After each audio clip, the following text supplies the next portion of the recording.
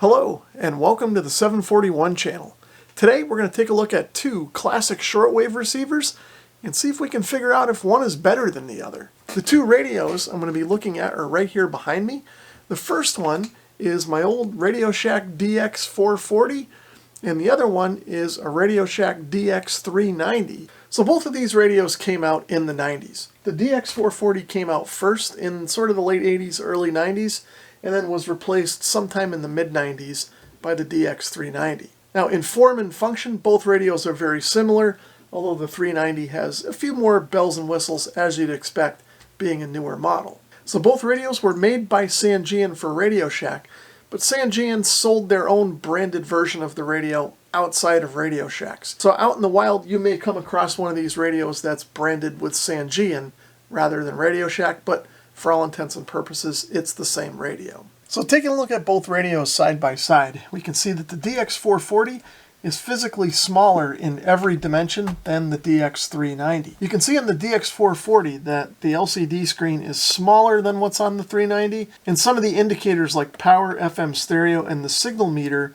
use discrete LEDs next to the LCD screen. But over on the 390, all of the information, including the signal meter, is contained within the LCD screen. On the DX440, the volume, balance, and tone controls are sliders, whereas over on the 390, these are traditional knobs. Now on the DX440, the keypad and navigation buttons are a little bit different than what's over here on the 390, and you can see that the 390 does have slightly more modern styling as compared to the 440. And of course, since the 390 is bigger, it's got a bigger speaker than what the 440 offers. Now both radios are sort of tabletop portable, long and skinny type radios, but the 390 is just a little bit wider, making it a little bit more stable on the table than the 440 is. But fully loaded with D-cell batteries, the 440 is actually a little bit heavier than the 390 because it uses 6 D-cells as opposed to the 390's 4 D-cells. Now both radios do require AA batteries for the clock backup.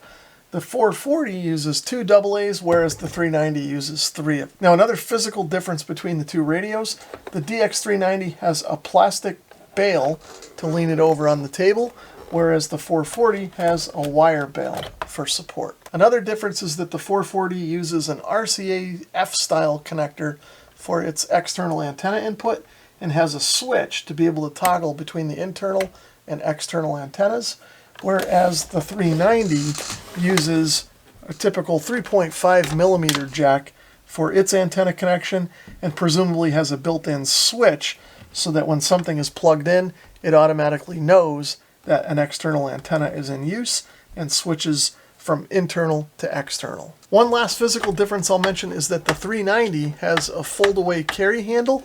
On this particular example, the handle was broken and sort of patched together with wire and epoxy, but still seems serviceable. In contrast, the DX440 would use a strap that would go between these two hooks on either side, but the strap is long gone for this radio. So both radios are designed to receive in the same frequency bands. They start off in the long wave band at 150 kilohertz and continuously cover up to 30 megahertz. And then from there, both radios also receive the North American FM broadcast band, which is between 87.5 megahertz and 108 megahertz. So we'll start off down low in the long wave band and work our way up through the bands and test out what these radios can do. The antenna that I'm going to be using for this test is my 80 and 40 meter fan dipole that's out in the backyard and up in the trees about 15 feet. I've got the coax for the antenna run to this switch, and then I've got short jumper leads run to each radio. And I'll switch the antenna between the radios as needed. I don't normally receive a whole lot in the long wave band here in Connecticut, but we'll start off there and see what we get. First, I'll try the DX390 and we'll turn up the volume and see what we can hear. So if I land here at 360, you guys can probably hear in the background, there's sort of some music coming through kind of faintly in the background.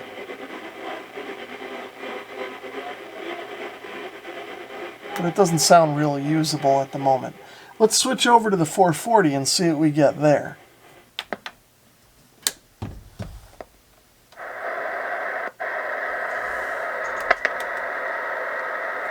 And on the 440, we're just hearing static. So as you guys may have guessed, I've actually been playing with and testing these radios a bit before turning on the camera. And what I've determined is what we're actually hearing on the 390 is an image from a stronger broadcast or shortwave station further up in the band. So something's going on with the internal workings of this radio that's causing it to receive those images in the long wave band. And whatever's happening over in this radio is not happening in the 440. So as far as long wave reception goes, I'd say the 440 probably has better filtering or better image rejection than the 390 does. So the next stop will be the AM broadcast band. But before we go there, I want to point out another difference between these two radios. So I'm going to turn the volume up and tune up on the dial. And as I do, you're going to hear a loud kind of popping or chunking noise. And that's common on these radios. In fact, there's a fairly easy mod that you can do to silence that, but I haven't done it on this radio yet.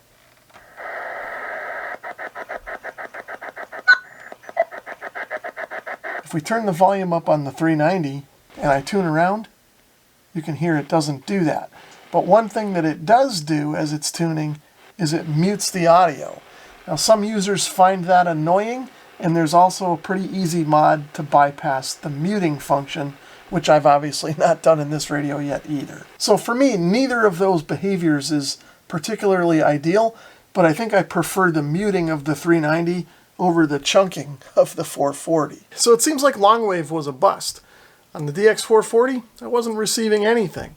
On the 390, I was just getting images of either broadcast stations or maybe strong shortwave stations. Anyway, I'm going to move up to the AM broadcast band and we'll see what we can do up there. So I will mention that it's 8 p.m. on a Wednesday night, so we're going to hear a ton of stations out there and probably some competing with each other. I'll try to scan through and maybe pick out a strong one and a weak one that we can kind of compare and contrast. So over on the DX-440, I've tuned in 560 WHYN out of Springfield, Massachusetts. The transmitter for this station is probably about 25 or 30 miles to my northwest. You go home, just stop the economy. Okay. So you can probably hear the station has got some rapid fading. Not sure what's causing that, but it's kind of fading in and out once per second. And you may be able to even see that on the signal meter here as it kind of blinks between 4 and 5 or so. It also sounds like there may be another station trying to come in underneath it. I'll turn the volume up and let you guys listen one more time. That's not real life for a lot of them. For a lot of people, they need the next paycheck. They don't have this, oh well, 2 weeks, okay, a month. Okay. And by the way, I've got the radio set in wide AM mode with the BFO out and the tone controls set roughly in the middle. Now on this, the balance control won't matter unless I'm using headphones. So I've got 560 WHYN tuned in over on the 390. And just like on the 440, I've got the radio set in AM wide mode, the BFO is off, and the tone control is roughly in the middle. You had all these Hollywood stars with that, oh, remember that? Yeah, I think it was... Okay, so over here on the 390, we're still seeing the same kind of fading in and out of the signal, and I can still hear both signals competing with each other, the stronger WHYN and some other station trying to come in. But over here, there's a lot less static. This one is much clearer to listen to and way more usable. I'll turn the volume up again so you guys can hear it. Stay home. Stop being selfish. Do you want Grandma to die? So now I'll go back and forth between the two radios so you guys can really hear the difference. He gets busted out at French Laundry. Working with the FBI. All right, you know what? I don't care if you get mad. It's in my head. We'll play an Imagine in a second. 877-377-4373. They try to push their mental illness on their children. Hang on. That 401k, savings account, the dollar, just dollars. I'm sure the government would never review. So I've tuned up to 1690 over on the DX-440. If I turn the volume up, you'll hear there's a weak station here at 1690. 27 FM and 1690 AM, WPTX. Okay, so it's coming in fairly clear over here on the 440, but not giving me any signal. Let's see what we're getting over here on the 390.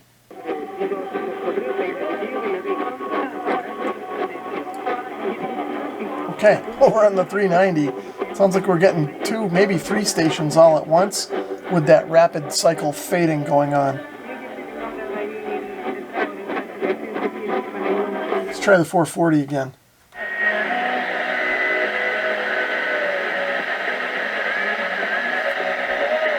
Okay, the 440 is only picking up 1 station playing music. The 390 is getting a few different things coming in all on this one frequency. So here's Bloomberg 1130 out of New York City, which is, I don't know, 80 miles to my southwest or so. To have second order and third order impacts. Clearly with the changes that are taking place in the Evergrande situation is concerning, and there is potential for second and third order. So 1130 is full scale on the meter and nice and loud, as you heard. But you may have also noticed there was a little bit of phase shifting going on, which is pretty normal for AM this time of night, but real strong signal. Let's try it over on the 390 and see what we get. Will come up with protocol, but the rollout should start quickly. It will be for those 6 years out of their second dose, and the quick rollout precipitated by the Delta variant. Okay, again, nice strong signal over here. We're getting a little bit of that phase shifting, but it just sounds a little bit better over here on the 390. Not as much background noise. We'll do a quick back and forth again so you guys can hear that. So we'll have to continue to get definition, but it looks at those people who are in high-risk workplaces are going to be able to get the booster as well. Now, To throw you that curveball, while the U.S. is promising more vaccines to distribute globally, the president is calling on other wealthy nations to kick in. So for the AM broadcast band, the 390 seemed like the winner to me. So when I tuned in signals over there just seemed to be a lot less background noise, and the signals were stronger, so it seemed to have a better signal-to-noise ratio. Now the 390 also seemed to do a better job when multiple stations were sort of coming in at the same time. It was able to kind of reject those weaker stations and let the stronger ones come through. Now another thing with the 390, it's got the bigger speaker, so it's naturally going to sound a little bit better in the first place. So what I think I'll do now is head up into the ham bands, and we'll tune around and see if we can find some sideband activity to listen to, see what the radios sound like there. So over on the DX-440, I've tuned to 1930, which is in the 160 meter ham band, and in particular, we're going to be listening to some snippets from the world-famous Toad Harbor net. I've got the BFO set to in, and right now I've got the radio still in wide mode. I'll turn the volume up, and we'll see what it sounds like. Camera looking at the rig so he can see everything from remote, so that's the way I would do it, but I'd have to really, the guy to really, when you see John, talk it over with John, but if you're only going to use that on 1930, Okay, let's see what it sounds like over here on the 390. the tuner you want, and then you could really use John's expertise, is to buy the Harris tuner, because the Harris tuner is basically designed for that type of stuff. Yeah, that may have been one we... The 390 just seems to sound a little bit better. There's just a little bit less background noise with this radio. And I like the BFO control on this radio better. Being a traditional knob, I can kind of fine-tune it a little better than this one with this kind of funny designed knob on here. But this one works just fine nonetheless. You just have to be a little more patient when tuning the BFO control. For 1,000 watts, you could mount that right on the top of the tower and have your feed line come right to the tuner. Run some LMR 600, any length, it doesn't matter, from the output of the tuner. And you got it made. You're always going to have a one-to-one SWR. Now listen to the background noise here for a minute while these guys aren't talking. There's a bunch of static crashes coming through on the 390 that we're just not hearing on the 440. So there was some snippets from the Toad Harbor net. Didn't really see a clear advantage one radio to the other. The 390 did seem to sound a little better. Again, probably more because of the speaker than anything else, but I did notice a little more background noise on the 390 this time in sideband than I did on the 440. So what I'll do now is head up to the 75 meter ham band and try the AM window. I'm in wide AM mode still, and the BFO is out. transformer there to match the current. But of course, if you're going to be using, I don't know if you're balanced that up really for open wire feed into to that or not, but is it going to be an inside halfway, Dave? Because remember, it's like 2,500 ohms. Oh, okay, very good. Yeah, you need about a 7-to-1 turn ratio there to get your 49-to-1 impedance.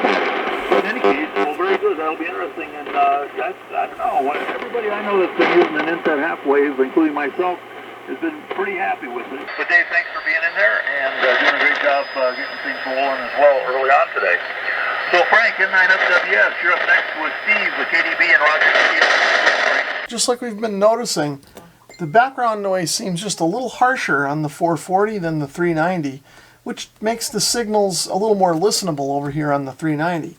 Although I will say, in this particular case, the signals seem maybe a little bit stronger on the 440 than they are on the 390, especially when we're getting a little bit of phase shift or drifting going on. So I'm over here on the 40 meter handband, and I found a net. So there's a bunch of signals here. Some are a little stronger than others. Let me turn the volume up so you guys can hear what's going on. Right now I've got the BFO in, and I've got it tuned so that we can hear the frequencies. And right now I'm going to run the radio in wide mode, and I'll let you guys hear what that sounds like, and then we'll switch over to narrow.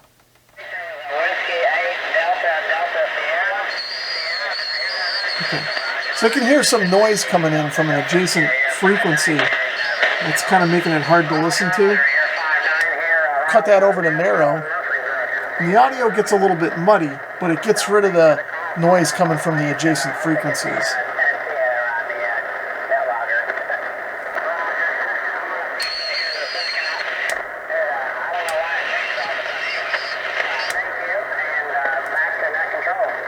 Okay, let's try the 390 and see what we get over there. I'm in wide mode with BFO on.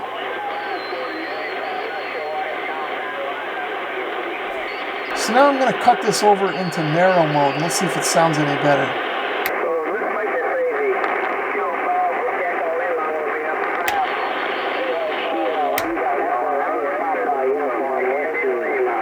So just like on the 440, in wide mode we're getting some adjacent frequency splatter. Putting it in narrow seems to clean that up a little bit.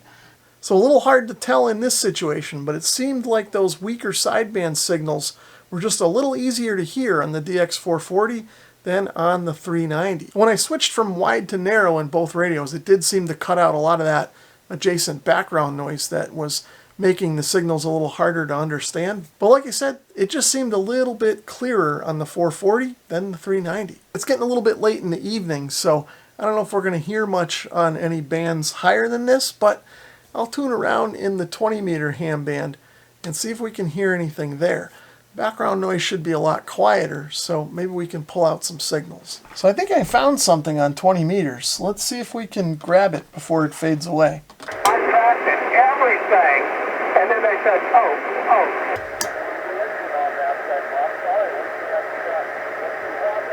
Just going to give me my office.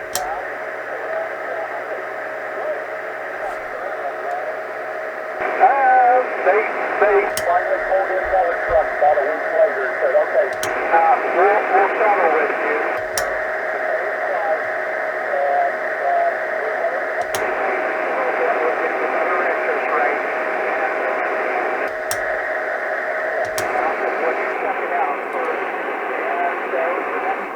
So the background noise on this band is fairly low, and so were the signals actually. And there was kind of some fading going on there, which you might expect for this time of evening.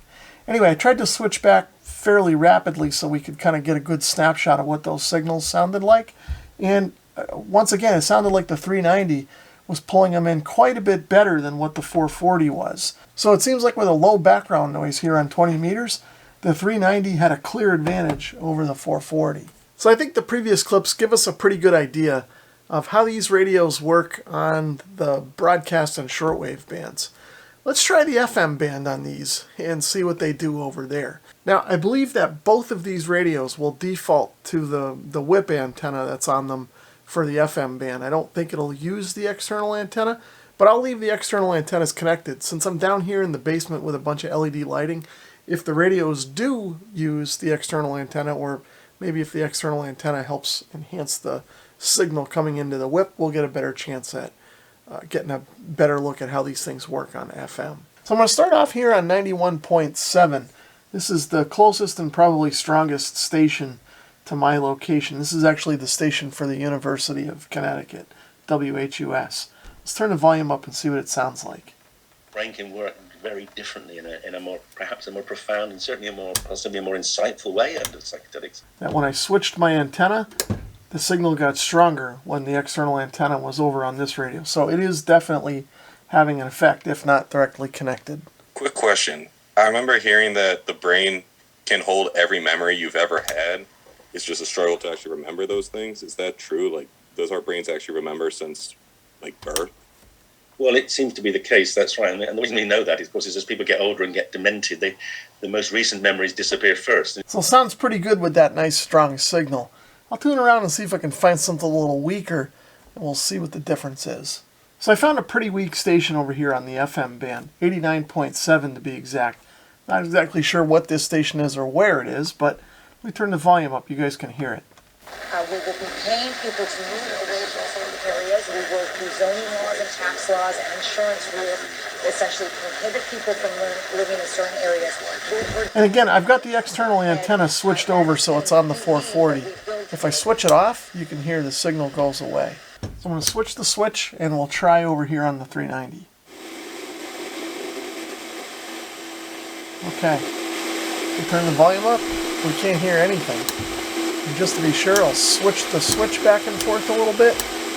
And you can hear nothing's changing. So what I think is going on here is that the 390 is in fact using just its internal whip and doesn't have a connection to the external antenna on the FM band. Now remember, there's no switch on the back of this radio like there is on the 440 to switch the antenna port between internal and external. So that's why I think we can hear the station on the 440, but not on the 390. So for this test, I'm going to leave the external antenna switched off. And I'm going to work just from the internal whip on both radios. So I found another somewhat local station here. And again, with the external antenna switched off, I'll turn up the 440. And you can hear the stations coming in with a little bit of white noise, but for the most part, it's usable. If I turn the volume up on the 390, it actually sounds pretty good. And if I move the whip around on this one, it doesn't seem to change too much. The signal stays pretty strong. And actually, same thing on the 440. Signal stays pretty strong. But again, if I switch back and forth, you can hear the white noise here. And over here, you don't hear it so much. Now they're offering you a free pizza when you join their... So for the FM broadcast band, it seems like the advantage goes to the DX-440 because it can use the external antenna, whereas the 390 can't. But judging the radios side by side using just the built-in whips, the signal strength on both seems about the same, but the 440 seems to pull in more noise along with the signal than the 390 does. So what do you guys think? Which radio do you like better? The DX-390 or the DX-440? Let me know down in the comments. If you enjoyed the video, please give it a thumbs up. If you'd like to learn more about my channel, check the video description below. Thanks for watching. Hold on just a second. Hooked on Bluegrass is next. This is WHUS Storage, Yukon's radio station. What's the next song? What's the next song? Hooked on Bluegrass is the next song by June Assist. So here we go with that.